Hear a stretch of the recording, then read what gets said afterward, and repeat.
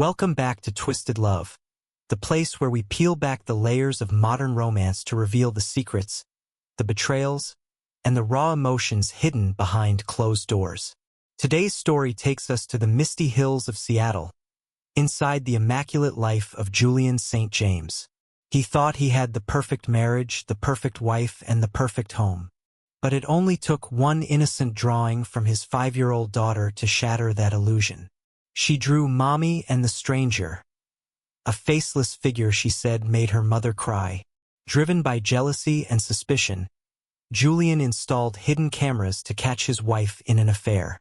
But what he found wasn't just a lover. It was a ghost from the past that no one saw coming. If you love stories that challenge your moral compass and keep you guessing until the very last twist, please hit that subscribe button and turn on notifications. You are part of this story now. Are you ready to see what the cameras saw? Let's step into the house. The rain in Seattle was relentless, drumming against the slate roof of the St. James estate like 1,000 impatient fingers. Inside, the dining room was a sanctuary of warm light and silence, broken only by the clink of silverware against porcelain. Julian St. James cut his steak with surgical precision. He liked his life the way he liked his hotels. Immaculate, ordered, and under control. Across from him, Genevieve Hartwell, his wife of 7 years, sipped her Pinot Noir. She was a vision of old-money elegance, her pearls glowing softly against her black silk blouse. She was beautiful, distant, and perfectly composed. Or so he thought. "Daddy, look," Violet said, sliding off her chair. At 5 years old, she was the only chaotic element Julian allowed in his world. She trotted over to him, holding a piece of construction paper with both hands. "What do we have here, princess?" Julian asked, wiping his mouth with a linen napkin. He expected a drawing of a pony, or perhaps the Space Needle. He took the paper. The drawing was crude, frantic. In the center stood a stick figure with long yellow hair, Genevieve. Next to her was a small figure, Violet. But looming behind them, drawn with such pressure that the black wax had torn through the paper, was a third figure. Faceless, large, menacing. "Who is this Violet?" Julian asked, his voice dropping an octave. He pointed to the black figure. "Is this Daddy coming home from work?" Violet shook her head, her blonde curls bouncing. "No, silly. Daddy wears suits. That's the stranger." The air in the room seemed to vanish. "The stranger," Julian repeated, his eyes locking onto Genevieve. Genevieve froze. Her glass stopped halfway to her lips. For a split second, the mask slipped. Julian saw something in her eyes he had never seen before. Terror. Naked, primal terror. "He comes when you go to the airport, Daddy," Violet continued, oblivious to the tension strangling the room. "He smells like the garage. He makes Mommy cry in the kitchen." Clatter. Genevieve's fork hit her plate, bouncing off the rim and landing on the pristine tablecloth, leaving a streak of brown sauce. "Violet, that's enough," Genevieve said, her voice sharp, brittle. She stood up too quickly, her chair scraping against the hardwood floor. "It's just a game, Julian. An imaginary friend. You know how children are." "An imaginary friend who smells like a garage?" Julian asked, leaning back in his chair. He didn't blink. He watched his wife the way a predator watches prey that has just shown a limp. "And makes you cry?" We watched a sad movie the other day," Genevieve stammered, reaching for Violet's hand. "Come on, sweetie. Bath time." She ushered the child out of the room, avoiding Julian's gaze. Julian sat alone in the vast dining room. He looked down at the drawing again. The black figure wasn't just standing there. It was holding the mother's hand. "He makes Mommy cry." Julian St. James didn't believe in ghosts, and he didn't believe in imaginary friends with specific scents. He pulled his phone from his pocket. The screen illuminated his face in the dim light. He didn't call his wife. He opened a browser and typed, "Hidden surveillance systems, 4K resolution, remote access. He hit order. Upstairs, the water for the bath began to run, but it couldn't drown out the sound of trust shattering in the room below. The following morning, the fog rolled off Puget Sound and wrapped around the Willow Creek estate like a damp shroud. Inside the kitchen, the routine was mechanically precise. Genevieve packed Violet's lunchbox, organic apple slices, a crustless sandwich, while Julian drank his coffee black, standing by the island. He wasn't looking at his phone today, he was watching her hands. They were steady, graceful, and utterly unreadable. "I have meetings at the downtown property all day," Julian lied. The falsehood tasted metallic on his tongue, but he delivered it with the smooth practice of a boardroom negotiation. "I probably won't be home until late." Genevieve paused, just for a heartbeat, before sealing the lunchbox. She turned to him, and her smile didn't quite reach her eyes. It was a polite smile, the kind she gave to donors at charity galas. "That's fine, Julian. Don't work too hard. Violet and I will be fine." Was that relief in her voice? He couldn't tell anymore. Every syllable she spoke now seemed to carry a hidden frequency he was trying to tune into. 10 minutes later, he watched through the sheer curtains of the living room window as Genevieve's white Range Rover disappeared down the winding driveway. The moment the taillights vanished into the mist, the persona of the composed CEO evaporated. Julian moved with frantic urgency. He retrieved the package that had been delivered to his private office earlier that morning and brought home in his briefcase. Inside were 3 high-definition, Wi-Fi-enabled cameras, disguised as everyday objects. They were expensive, illegal in some contexts, and completely necessary. He started in the foyer. He placed the first device, a small black cube hidden inside a hollowed-out spine of a decorative book, on the entry console. It had a perfect view of the front door. Anyone coming or going would be captured in 4K resolution. Next was the living room, the space where Violet had said the stranger made mommy cry. Julian's hands trembled slightly as he positioned the second camera on the top shelf of the built-in bookcase, nestled between a vintage globe and a framed photo of their wedding day. The irony wasn't lost on him. The camera lens peered out right next to their smiling faces from 7 years ago, a silent observer ready to record the decay of that very promise.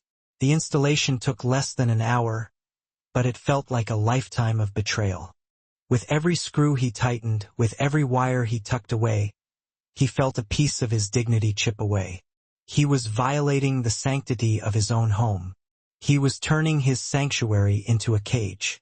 But the image of the black crayon figure looming over his wife burned in his mind, justifying every action. He sat in his leather armchair in the study and opened the app on his phone. The screen flickered, then stabilized. Feed 1, foyer. Clear. Feed 2, living room. Clear. The wide-angle lens distorted the room slightly, making the furniture look distant and cold. The house was empty, silent, and waiting. It looked like a stage set before the actors arrived. Julian exhaled a breath he didn't realize he'd been holding. He felt a sick sense of power mixed with nausea. He was no longer just a husband or a father. He was the director of a play he didn't want to watch. He checked his watch. Genevieve would be back from the school drop-off in 20 minutes. He grabbed his briefcase and headed for the door, leaving the house exactly as he had found it, except for the unblinking eyes now watching from the shadows. As he drove away, he kept his phone on the passenger seat, the app running in the background. He wasn't going to the office. He drove to a parking lot overlooking the city, killed the engine, and waited for the notification that motion had been detected. The notification came at 10:14 a.m.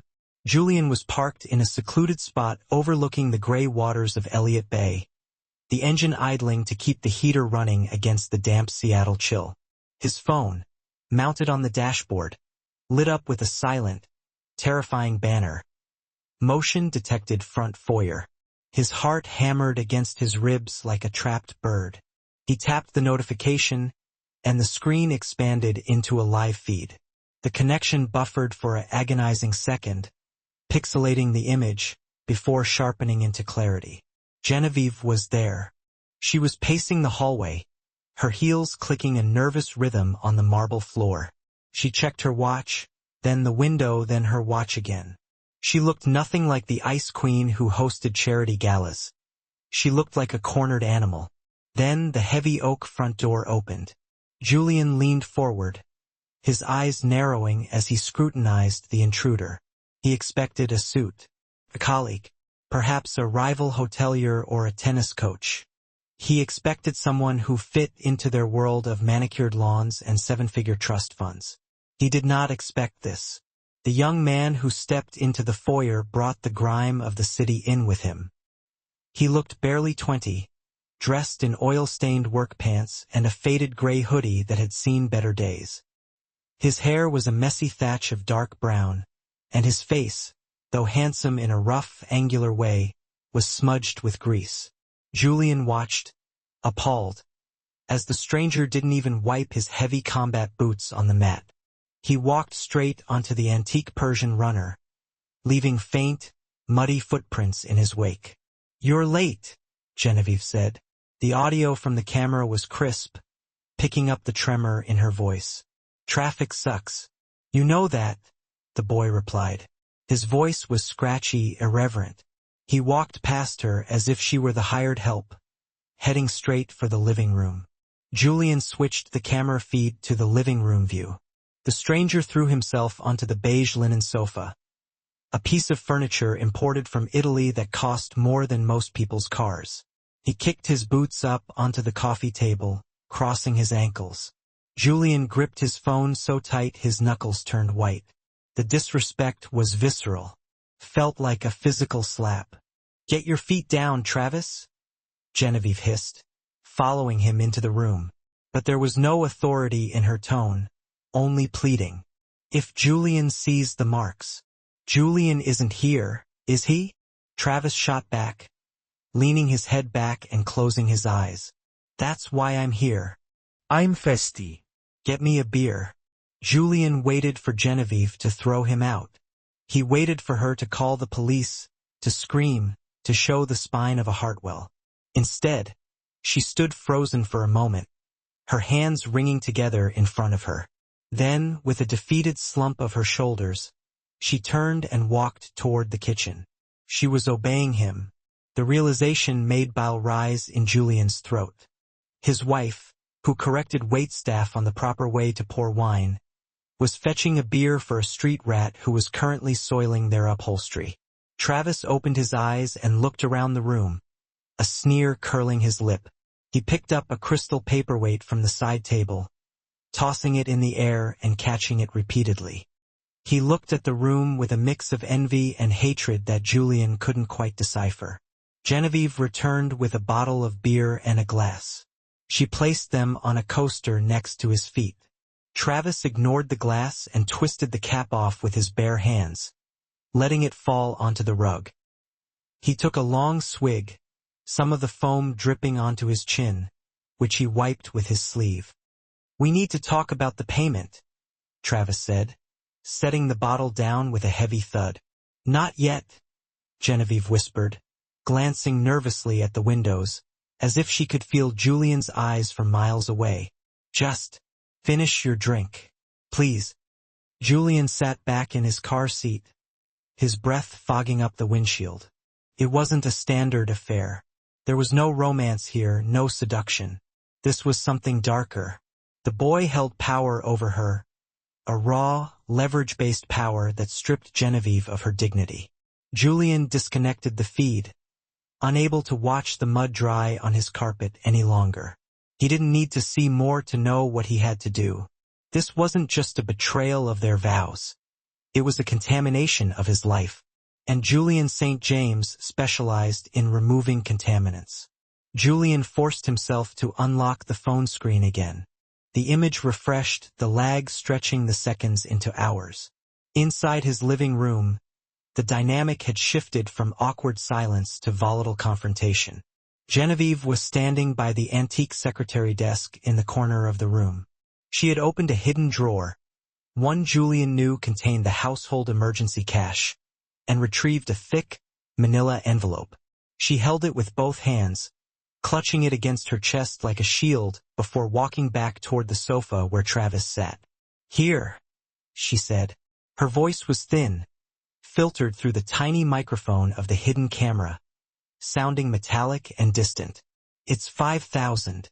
That's all I could get without raising a flag at the bank." Julian felt a cold numbness spread through his extremities. $5,000. It wasn't a fortune to them, but the secrecy of the withdrawal was a damning indictment. She was hemorrhaging their assets to feed this boy's appetite. Travis didn't take the envelope immediately. He looked at it, then up at her, his expression twisting into something ugly. It wasn't greed. It was contempt. $5,000. Travis scoffed. He stood up abruptly, towering over her. "You think you can just throw cash at this and it goes away? You think this fixes 20 years of nothing?" "I'm trying, Travis," Genevieve pleaded, extending the envelope further. "Please, just take it. Use it for the rent, for the medication." Travis snatched the envelope from her hand. For a second, Julian thought the transaction was complete. But then, with a guttural shout of frustration, Travis tore the flap open and upended the envelope. Hundreds of dollars in $20 and $50 bills rained down onto the Persian rug, fluttering like dead leaves around Genevieve's feet. "I don't want your charity," Travis yelled. The audio peaked, crackling with static in Julian's car. "I want you to own it. I want you to admit what you did." Julian watched, mesmerized by the horror of it, as his wife, Genevieve Hartwell, the woman who would not walk on grass in high heels to avoid staining them, dropped to her knees. She began gathering the bills, her movements frantic and pathetic. She was crawling at the feet of this street kid, humiliating herself in the home Julian had built for her. "Stop it, please," she sobbed, her face hidden from the camera by her hair. She reached out, grabbing the hem of Travis's dirty jeans. Travis tried to pull away, but she held on. "I'm sorry," she wept. The microphone picked up the wet, choked sound of her voice clearly. "I'm so sorry. I never wanted to hurt you. I love you. Please believe me. I love you." The words hit Julian like physical blows.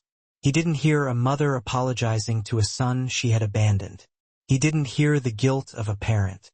He heard a wife confessing love to her abuser, to her lover, to the source of her corruption. Travis kicked his leg free, stepping back from her grasping hands. "Save it," he spat. He turned and stormed toward the front door, leaving Genevieve weeping amidst the scattered cash. In the car, Julian turned off the phone. The screen went black, reflecting his own face, hollow, pale, and hardening into stone. He didn't drive home. He couldn't. If he went home now, he would kill the boy, and he would lose everything. He needed to be smarter. He needed to be the man who built an empire on ruthless negotiation and ironclad contracts. He started the engine. He wasn't going to save his marriage. He was going to document its murder, frame by frame, and ensure that when the dust settled, Genevieve would be left with nothing but the ash. He put the car in gear and drove toward his lawyer's office. The week that followed was a masterclass in psychological warfare. Julian returned home that evening to a house that was impeccably clean. The money had been gathered from the Persian rug, the furniture smoothed out, and the scent of lavender air freshener masked any lingering trace of Travis's unwashed presence. But to Julian, the house reeked of deceit. He played his part perfectly. He kissed Genevieve on the cheek when he walked in, his lips dry and brief. He asked about her day with the polite detachment of a hotel guest asking a concierge for directions. "It was quiet," Genevieve lied, her eyes focusing on the knot of his tie rather than his face. "Just errands. The usual." "Quiet is good," Julian replied, walking past her to the liquor cabinet. He poured himself a scotch, the ice clinking loudly in the silent room. "I prefer quiet. I despise surprises. Don't you?" He turned to face her, taking a slow sip. He watched her throat move as she swallowed nervously. She looked thinner, he noted. Her cheekbones were sharper, casting hollow shadows on her face, and the makeup around her eyes was applied a little too heavily, trying to hide the dark circles of sleeplessness. "Yes," she whispered. "I hate surprises." For the next 4 days, Julian suffocated her with distance. He stopped touching her. In bed, he slept with his back turned, a wall of rigid muscle rejecting her presence. When she tried to bridge the gap, placing a hesitant hand on his shoulder, he would shift away, muttering about early meetings. He watched her on the cameras from his office downtown. He watched her pace the living room for hours. He saw her pouring wine at 11 a.m. He saw her staring at her phone, typing messages and then deleting them, her face contorted in agony. She was disintegrating, dissolving under the pressure of her double life. Julian felt no pity. Every time he felt a twinge of compassion for the mother of his child, he replayed the audio of her voice. "I love you. Please believe me." It hardened his resolve like concrete setting in a foundation. On Thursday evening, he set the trap. He walked into the master bedroom while Genevieve was brushing her hair. She looked at his reflection in the mirror, her eyes wary, waiting for the axe to fall. "I have to go to the San Francisco property tomorrow," Julian announced, loosening his cufflinks. "Emergency board meeting. I'll be gone for the weekend." Genevieve's hand paused midstroke. He saw the flash of calculation in her eyes, the mix of relief that he would be gone and the opportunity it presented. "Oh," she said, trying to sound disappointed. "That's sudden. Do you want me to pack your bag?" "No," Julian said, his voice devoid of warmth. "I'll handle it. You just take care of things here. Keep the house safe." He walked into the walk-in closet, leaving her sitting at the vanity. He knew exactly what she would do the moment his plane, or the plane she thought he was on, took off.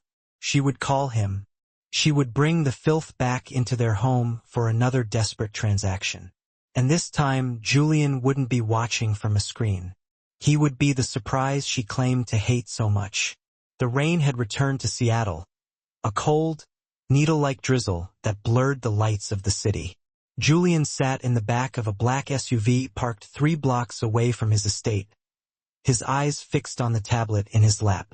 Beside him sat Marcus Thorne, his longtime family attorney, a man who dealt in the cold mathematics of divorce and asset protection. "Are you sure about this, Julian?" Marcus asked softly. "Once we walk through that door with these papers, there's no turning back.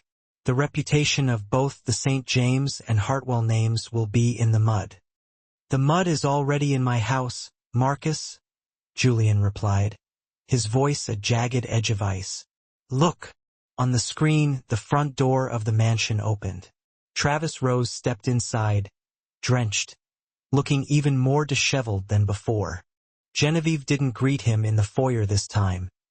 She was waiting in the living room, her silhouette illuminated by the dying embers in the fireplace. "Let's go," Julian commanded. He didn't use the garage door. He wanted the front entrance. He wanted the sound of the heavy oak doors slamming against the walls to announce his arrival like a thunderclap. When Julian stepped into the living room, the scene was exactly as he had imagined, yet worse. Genevieve was standing close to Travis, her hand resting on his arm in a gesture of intimate pleading. Travis was shouting, his face flushed with anger, holding a crumpled medical report in his fist. The slamming door made them both jump. Genevieve let out a strangled gasp, her hand flying to her throat as she saw Julian standing there, Marcus trailing behind him like a grim reaper in a tailored suit. "Julian?" she whispered, her voice trembling. You were supposed to be in San Francisco." "The flight was canceled," Julian lied, stepping into the center of the room. He didn't look at her. He looked at Travis, his lip curling in disgust. "Or perhaps I just preferred to stay and watch the show. Do you have a name? Or should I just refer to you as the intruder in the police report?" Travis didn't flinch. He looked at Julian with a searing hatred that matched Julian's own. I don't give a damn who you are, suit. Julian, please. Genevieve stepped forward, her eyes wide with terror. It's not what you think. I can explain everything. Explain what, Genevieve? Julian barked, gesturing to the room. Explain why you're giving our daughter's inheritance to the street rat? Explain the secret meetings? Or should we just let the cameras do the talking? He pulled his phone out and held it up, showing the recorded feed of their previous encounter. Genevieve's face went ghost white. She swayed on her feet, clutching the back of a chair for support. You spied on me? She breathed, her voice filled with a new kind of horror. I protected my home, Julian countered. He turned to Marcus, who stepped forward and placed a thick stack of legal documents on the coffee table. The same table where Travis had rested his dirty boots. These are the divorce papers, Genevieve. I'm citing infidelity and gross misconduct. I've already filed for an emergency hearing for sole custody of Violet. You'll be out of this house by morning, and you won't take a single Hartwell heirloom with you. You can't do this, Travis snarled, stepping toward Julian, his fists clenched. You don't know anything. I know enough to recognize a parasite when I see one, Julian said, his voice rising in volume. How much was she paying you to stay in her bed? 5,000? 10? Was it worth the price of her soul? The room felt like it was charged with high-voltage electricity. Julian felt a sick sense of triumph as he watched Genevieve crumble, her tears finally overflowing. He had won. He had caught her, exposed her, and now he was going to erase her. But then, Travis did something Julian didn't expect. He laughed. It was a hollow, jagged sound that cut through the tension like a blade. You think this is about sex? Travis stepped right into Julian's personal space, the smell of cheap tobacco and rain emanating from him. You think you're the big man because you have a fancy lawyer and hidden cameras? Travis, don't. Genevieve cried out, but it was too late. She's not my lover, you arrogant prick. Travis spat, his eyes burning into Julian's. Look at her. Look at her face and then look at mine. The silence that followed Travis's outburst was deafening, heavier than the storm raging outside the tall windows of the St. James estate. Julian froze, his breath hitching in his chest. He looked from the boy's defiant, jagged features to Genevieve's tear-streaked, porcelain face. In the harsh glow of the chandelier, the resemblance he had been too blinded by jealousy to see now screamed at him. The same slight arch of the brow, the same stubborn set of the jaw, the same deep, haunting amber in the eyes. What are you talking about? Julian asked, his voice barely a whisper, the legal papers in Marcus's hand suddenly looking like scrap paper. Tell him, Genevieve? Travis sneered, though his voice cracked with a vulnerability that betrayed his bravado. Tell your perfect husband about the summer you were 15. Tell him about the Hartwell family scandal that never happened because they buried it, and me under enough money to buy a new soul. Genevieve collapsed onto the sofa, her face buried in her trembling hands. Her sobs were deep, guttural sounds of a woman who had been holding her breath for 2 decades. Julian, she choked out, looking up at him with eyes that seemed to have aged 1,000 years in a single minute. I was 15. My parents. They found out I was pregnant. They couldn't have the Hartwell name tarnished. Not then. Not ever. Julian felt the floor tilt beneath his feet. The architectural precision of his life was collapsing. You told me you were an only child. You told me you had no past. I was a child myself, she cried out, her voice echoing off the high ceilings. They took him away the second he was born. I didn't even get to hold him. They told me he was going to a good family in the Midwest. They told me if I ever looked for him, they would disown me and ensure he ended up in the state system with nothing. I spent 19 years wondering if he was even alive. Travis took a step toward the fireplace, staring at the embers. The Good Family was a series of foster homes, each one worse than the last. I found out the truth 6 months ago. I didn't come here to steal your silver, Julian. I came to see the woman who traded her firstborn for a pearl necklace and a seat at the right dinner tables. I didn't trade you. Genevieve lunged toward him, but Travis flinched away, a look of pure loathing on his face. I've looked for you every day since I turned 18. I've sent money, I've hired investigators. When you showed up at the gate last month, I thought it was a miracle. I thought I could finally fix it. You can't fix a life with $5,000 envelopes, Travis spat. He pulled a crumpled paper from his pocket and threw it at Julian's feet. I'm sick, Julian. My kidneys are failing. I didn't come for an affair. I came for a bone marrow match or a kidney, or just to see if she had a heart under all that silk. Julian picked up the paper. It was a medical report from a free clinic downtown. Stage 4 renal failure. The stranger hadn't been making his wife cry because of passion.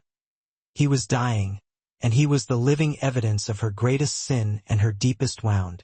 Marcus, the lawyer, stepped back into the shadows, realizing there was no legal precedent for the wreckage in this room. Julian looked at the hidden camera in the bookshelf, the cold, unblinking eye he had installed to catch a lover. Instead, it had captured the slow, agonizing crucifixion of his wife's soul. He looked at Genevieve, who was now curled into a ball on the floor, weeping at the feet of the son who hated her. He felt a wave of nausea.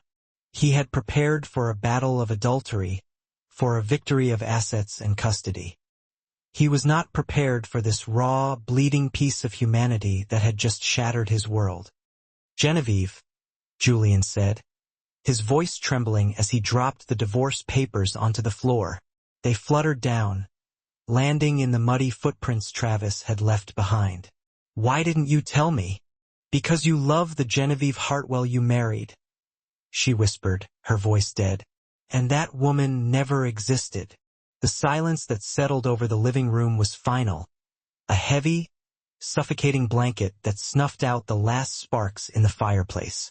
Travis didn't stay to watch them crumble. He didn't want their pity, and he certainly didn't want Julian's money.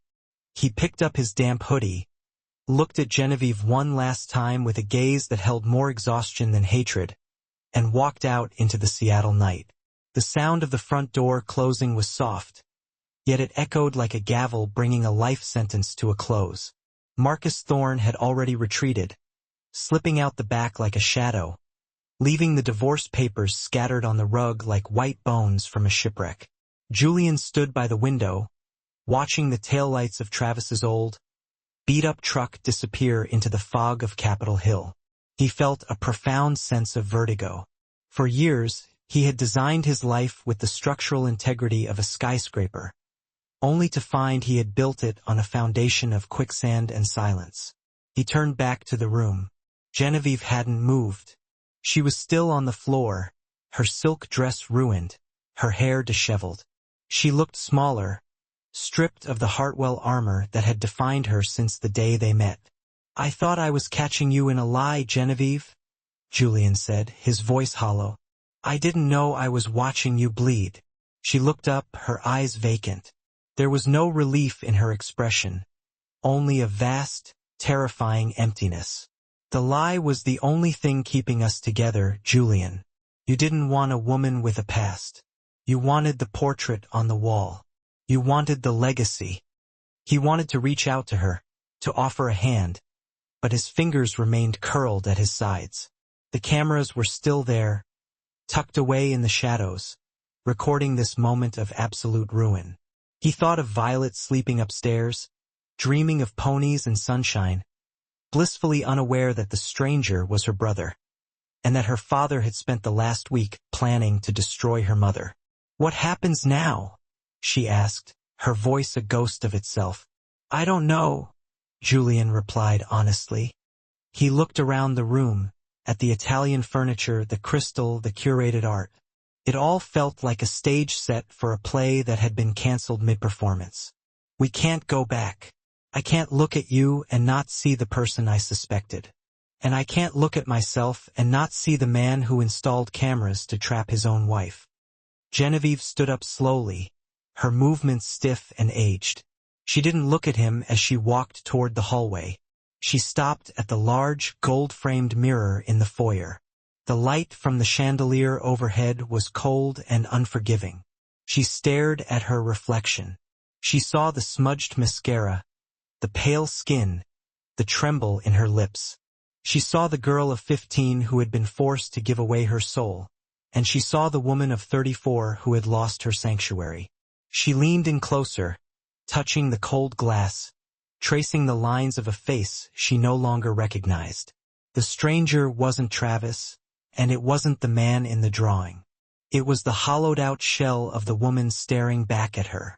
Julian watched her from the doorway of the living room.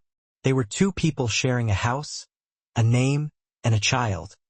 Yet they were separated by an ocean of unspoken grief and shattered trust. The marriage wasn't ending with a scream or a legal battle. It was ending with the quiet, devastating realization that they had never truly met. He walked to the bookshelf and reached behind the vintage globe.